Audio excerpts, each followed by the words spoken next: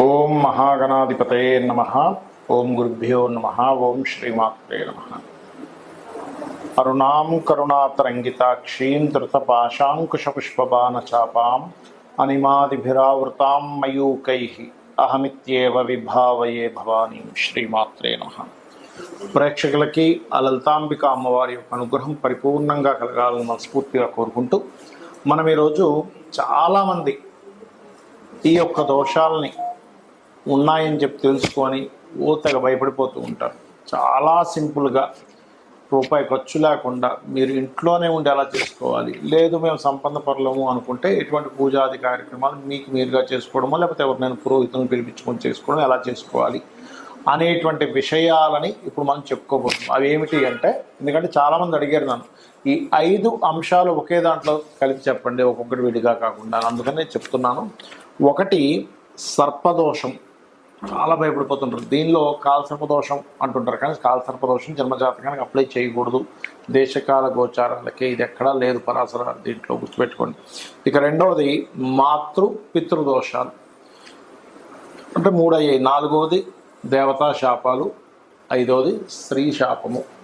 ఇప్పుడు ఈ స్త్రీ శాపం ఎలా వస్తుంది, వీటన్నిటికీ ఏమిటి అనేటువంటి విషయాలు చెప్తుంది నేనైనప్పటికీ కూడా చెప్పిస్తుంది సాక్షాత్ లలిత అమ్మవారిగా భావిస్తూ ఒక్కొక్క లగ్నం గురించి డీటెయిల్గా నేను మీకు చెప్తాను. అలాగే ఎండింగ్లో అసలు జాతకమే లేని వాళ్ళకి ఎటువంటి సిమ్టమ్స్ ఉంటాయి, ఆ సిమ్టమ్స్ని బట్టి మీకు ఇది ఉంది అని అర్థం చేసుకుని మీరు ఎలా చేసుకోవాలని కూడా చెప్తాను.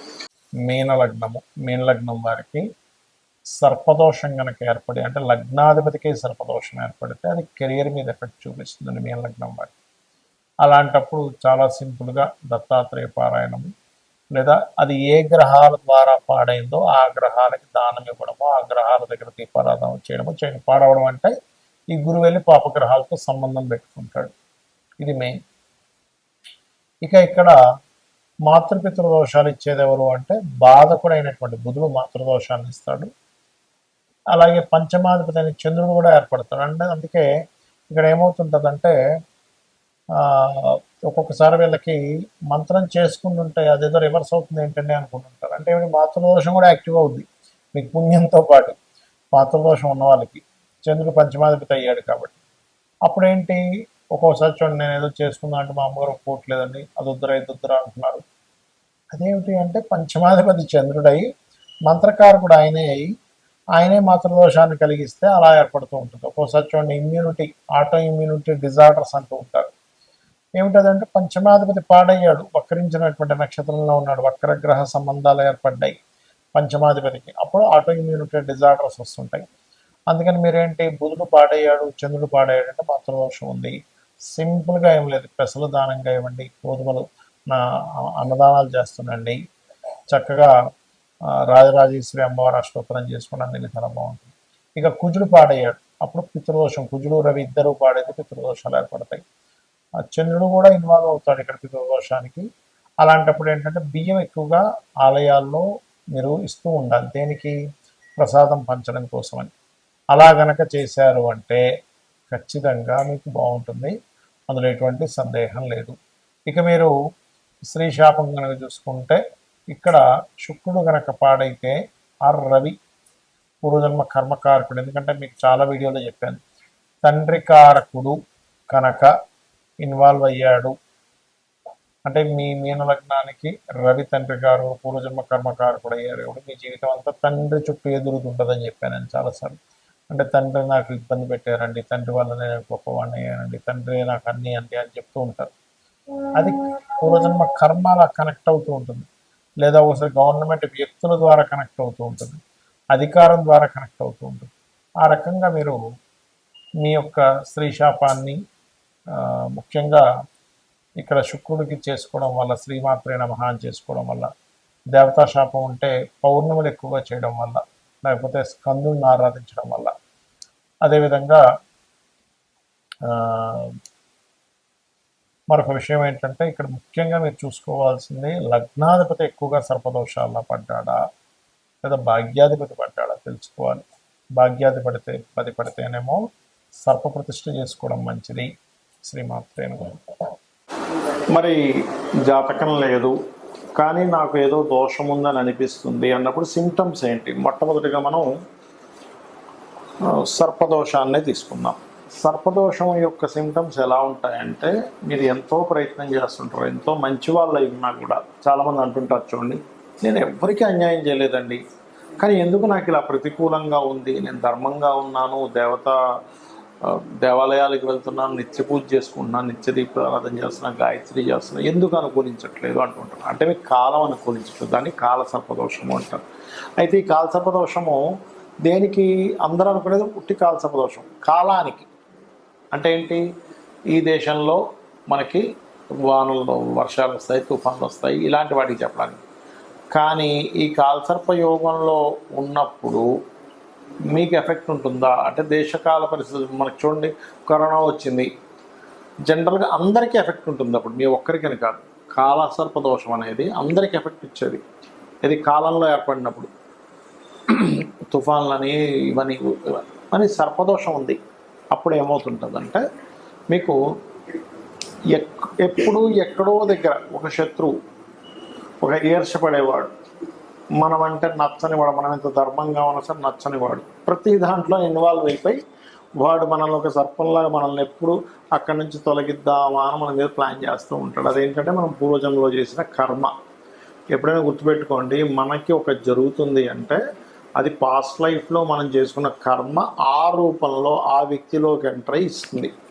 అలా కాదండి, మన కర్మ కాదు, వాడే కావాలని చేస్తున్నట్టు వాడు కొత్త కర్మని క్రియేట్ చేసుకుంటున్నాడు. అది మనం అర్థం చేసుకొని నిత్య దీపారాధన, రావి చెట్టు చుట్టూ ప్రదక్షిణం చేసి వాటికి పసుపు కుంకుమ గంధం చేయడం. లేదంటే మేము బాగా సంపన్న పనులు, మాకున్న సర్పదోషం క్లియర్ అవ్వాలి అంటే నవనాగశాంతి చేసుకోవచ్చు. చేసుకున్నట్లయితే ఖచ్చితంగా అది క్లియర్ అవుతుంది, అందులో ఎటువంటి సందేహం లేదు. మంచి పురోహితులు ఉంటే వాళ్ళ చేత చెప్పి చేయించుకోండి. ఇక రెండవది, ఇక్కడ మాతృపితృదోషాలు అసలు ఇవి ఎందుకు ఏర్పడతాయని తెలుసుకోవాలి, మూలం తెలుసుకోవాలి. మనం ఇప్పుడు కూడా ఏర్పడింది అని కాదు, జాతకం తెలియదు, కానీ మదర్తో పడట్లేదు. అందరూ నలుగురు పిల్లలు ఉంటే ఒక్కోసారి చూడండి, నలుగురు సంతానం ఉంటారు, తల్లిదండ్రులు చాలా మంచి వాళ్ళు, చాలా ధర్మాత్ములు, అయినా ఎందుకో ఆ అబ్బాయికి తల్లికి పడదు, లేదా అబ్బాయికి తండ్రికి పడదు. ఏమిటి అర్థం కాదు.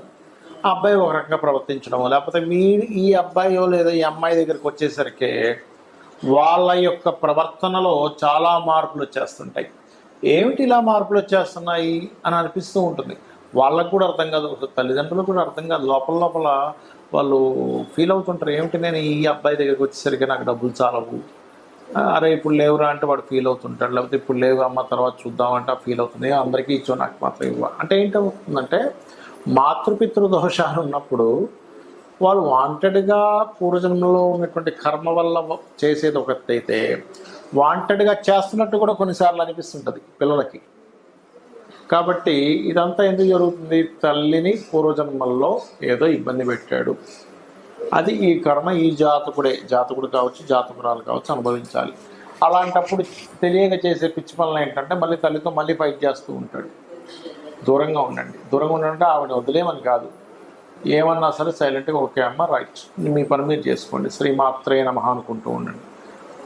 ఖచ్చితంగా క్లియర్ అవుతుంది సమస్య అనేటువంటిది. లేదా మెడిటేషన్ చేసుకోండి, అమ్మవారిని పట్టుకోండి, అమ్మ నేను ఏదో పూర్వజన్మల్లో తల్లిని ఏదో ఇబ్బంది పెట్టుకుంటాను, చికాకు పెట్టుకుంటాను, చాలా నా వల్ల బాధపడి ఉంటుంది, ఈ జన్మలో అందుకే నాకు ఈ కర్మ ఈ రూపంలో వచ్చింది అని అనుకొని ఏమీ అనకుండా మీ పని మీరు చేసుకుంటూ వెళ్ళండి.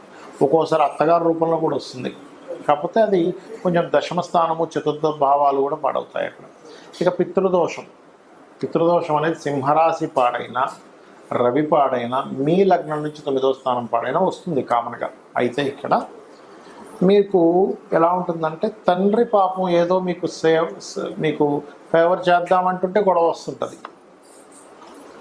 మీరేదైనా చేస్తుంటే తండ్రి ఒప్పుకోడు. అది ఎలా ఉంటుందంటే, తండ్రి రూపంలో కొంత వస్తుంది. కొన్నిసార్లు మనం ఎన్ని ప్రయత్నాలు చేస్తున్నా పితృదేవతల అనుగ్రహం ఉండదు అక్కడ. ఎందుకు అంటే, ఎక్కడో పితృదేవతల యొక్క లైన్ కట్ అయిపోయింది మీ వంశంలో. కట్ అయిపోయినప్పుడు ఏమవుతుంది, దాని సిమ్టమ్స్ ఎలా ఉంటాయంటే, సంతానం సరిగా లేకపోవడము, తక్కువ ఏజ్లోనే మరణాలు జరగడం.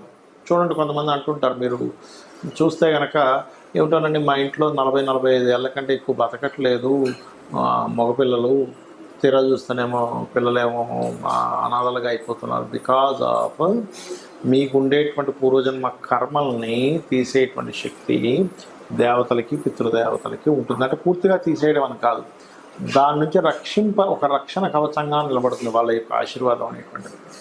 కాబట్టి ఇక్కడ ఏమవుతుందంటే ఈ యొక్క కాంబినేషన్స్ ఎప్పుడైతే ఇలా ఉన్నాయో మీకు ఇబ్బంది వస్తూ ఉంటుంది. అప్పుడు కూడా ఏంటి, తండ్రితో ఫైటింగ్ చేయడం, తండ్రి ఏదో ఇవ్వకపోవడం, నలుగురికి ఒకలాగా మీకు ఒకలా చేయడం, ఇలాంటివి జరుగుతూ ఉంటాయి. ఎందుకంటే అక్కడ నుంచి దోషం ఉంది, యోగం లేదు. ఇక్కడ మనం అర్థం చేసుకోవాల్సిన విషయం ఏంటంటే అక్కడ దోషం ఉంది, యోగం లేకపోవడం వల్ల, దోషం వల్ల రావట్లేదు, యోగం ఉండుంటే వచ్చేది అని మీరు అర్థం చేసుకోవాలి. దానికి సింపుల్గా నేను ఇందాక చెప్పినట్టుగా నిత్య పితృతర్పణాలు లేనట్లయితే అమావాస్య నాడైనా సరే పితృదేవతలకు పరంగా మీరు వాళ్ళ కోసమని స్వయం పాకం ఇవ్వడము, అంటే బియ్యము, 2 రకాల కూరగాయలు, పప్పు, ఉప్పు, మిరపకాయలు ఇవన్నీ కలిపిస్తారు. అంటే వంట సామాగ్రి ఏవైతే ఉందో అదంతా కూడా ఇస్తారు. అలా ఒక బెండకాయ ఒక వంకాయ ఇస్తే పాపం వాళ్ళకి సరిపోదు, వాళ్ళు పాపం బాధపడతారు. అది ఇక దేవతాశాపాలు అసలు ఎందుకు వస్తాయి అంటే అందరూ ఏమనుకుంటారు, పూర్వీకుల్లో ఎవరో గుడిలో ఏదో చేశారు, విగ్రహం ఎత్తుకుపోయారు మురారి సినిమాలలోగా అని అనుకుంటారు. కాదు, అది చాలా పెద్ద దోషం. అది తప్పని కాదు నా ఉద్దేశంలో. కానీ ఇక్కడ ఏమిటి అంటే మీ యొక్క పూర్వజన్మల్లో లేకపోతే ఈ జన్మల్లో కూడా ఇంట్లో చేసేటువంటి అగ్నితో చేసేటువంటి దోషాలు కొన్ని ఉంటాయి. అంటే స్నానం చేయకుండా వంటగదిలోకి వెళ్ళడం, స్త్రీలు బయట చేరినప్పుడు వంటగదిలోకి వెళ్ళడం, ఇవన్నీ కూడా కొంతవరకు అగ్నిదేవుడికి సంబంధించిన శాపాలు. కొంత సర్పదోషాలు కూడా వస్తాయి వాటి వల్ల. అలాగే దేవతా సంబంధించినటువంటి విషయంలో కొంతమంది చూడండి, కొన్ని ఎండోన్మెంట్ డిపార్ట్మెంట్స్లో ఉంటూ అక్కడ సొమ్ముని తినేయడం, లేకపోతే దేవుడు మాన్యాన్ని, అంటే భగవత్ సంబంధించిన ఆలయానికి సంబంధించినటువంటి భూములు ఉంటే వాటిని జాగ్రత్తగా వాళ్ళు కైవసం చేసుకుని వాటిని వాడేసుకోవడం, అది చాలా పెద్ద దోషం. అదేంటంటే ఒక వంశాలను నాశనం చేసేస్తుంది, గుర్తుపెట్టుకోండి. అస్సలు పొరపాటును కూడా, అసలు మీకు దానం ఇస్తేనే, ఎవరైనా భూమి దానం ఇచ్చారనుకోండి, పురోహితులకి ఎవరికైనా బ్రాహ్మణులకి ఇవ్వాలి, ఏదో కుజదోషం ఉంది అని భూదానం ఇచ్చారు అంటే, కుజదోషం ఉంటే అందరూ ఇవ్వాలని కాదు, 4వ స్థానం పాడే ఇస్తారు కోసం. అప్పుడు ఆ తీసుకున్నటువంటి బ్రాహ్మణుడు, పురోహితుడు ఎవరైతే తీసుకుంటే, పురోహితుడు అనుకోండి ఇంకోరు అనుకోండి, గాయత్రి చేయాలి. కొన్ని లక్షల కోట్ల గాయత్రి చేస్తే కానీ అది భరాయించే శక్తి రాదు. లేనట్లయితే ఏమవుతుందంటే అది ఎన్ని రేణువులు ఉన్నాయో అన్ని జన్మలు నరకం అనుభవిస్తాడట. అంటే గాయత్రి భూదానం అంటే అంత ఈజీ కాదు. భూదానము, సువర్ణదానం ఇలాంటివన్నీ ఇవేవో నవగ్రహాలకు ఇచ్చే చిన్న దానాలు లాంటివి కాదు. అందరూ సరదాగా తీసేసుకుంటారు, సువర్ణదానం అండి ఇచ్చేసేయండి అని. అంత ఈజీ కాదు. కాబట్టి దీనికి మరేమిటి అంటే ఓం హరనేత్రాగ్ని సందగ్ధ కామ సంజీవన ఔషధి అనే మంత్రం చేసుకోండి. ఇక ఆఖరిగా స్త్రీ శాపం. ఏమీ లేదు, ఇక్కడ స్త్రీని ఇబ్బంది పెట్టాడు జీవుడు, వస్తుంది ఆ దోషం, ఆ రూపంలో వస్తుంది. అందుకని మీరు ఎక్కడికి వెళ్ళినా, మీ జాతకం లేకపోయినా మీకు సిమ్టమ్స్ ఏమర్థమవుతుంటాయి అంటే, ఎక్కడికి వెళ్ళినా చిన్నప్పటి నుంచి కూడా ఒక స్త్రీ మూలకంగానే మీరు ఇబ్బంది పడుతూ ఉంటారు. అది పక్కింట్లో ఆడపిల్ల కావచ్చు, మీ ఇంట్లో ఉండే ఆడపడుచులు కావచ్చు, లేకపోతే మీ అత్తగారు కావచ్చు, ఎవరైనా కానీ, లేకపోతే మీకు సొంత చెల్లి కావచ్చు, సొంత భార్య కావచ్చు. ఎక్కువగా భార్య రూపంలో వస్తుంది స్త్రీ శాపం ఎక్కువగా. అందుకే లేదా వివాహ రూపంలో వస్తుంది కొంతమందికి. మరి దీనికి ఏమిటండి, శ్రీమాత్రే నమః ఈజ్ ది బెస్ట్ రెమెడీ. అలా కాదు, వివాహ రూపంలో వస్తుంది, వివాహం అవ్వట్లేదు అన్నప్పుడు ఒకసారి ఫస్ట్ మీరు ఆగ్నేయం చెక్ చేసుకోవాలి. ఆగ్నేయం పాడైతే కూడా శుక్రదోషం అయింది అక్కడ. శుక్రుడు స్త్రీకి కారకుడు కాబట్టి ఇబ్బంది వస్తుంటుంది. అలాంటప్పుడు మీరు చేయవలసింది ఓం శ్రీమాత్రే నమఃతో పాటు వివాహం అవ్వట్లేదు అనుకున్నప్పుడు ఓం కామేశబద్ధ మాంగళ్య సూత్ర శోభిత కందరాయ నమః. ఒక్కోసారి వివాహం అయ్యి కొన్ని ఇబ్బందులు పడుతూ ఉంటారు. అలాంటి వారు ఓం శివకామేశ్వరాంకస్త శివాస్వాధీన వల్లభాయ నమః. లేదంటే అప్పులు ఉన్నాయండి, సర్పదోషం వల్ల నాకు అప్పులు అయిపోయి చెప్తున్నారు అన్నప్పుడు ఓం అపర్ణాయ నమః. ఫినాన్షియల్గా బాగా గ్రోత్ రావాలి, ఓం సంపత్కరీ సమారూఢ సింధుర వ్రజసేవితాయే నమః చేసుకోండి. ఇలాగ అనేకమైనటువంటి నామాలు అమ్మవారి ఉన్నాయి. అది మీరు చేసుకుంటే చాలు. మీరు నాకు డబ్బులు లేవు, అమ్మో నేను చేసుకున్నాను, ఏమీ భయపడకండి, అద్భుతమైనటువంటి ఫలితాలు మీకు వస్తాయి.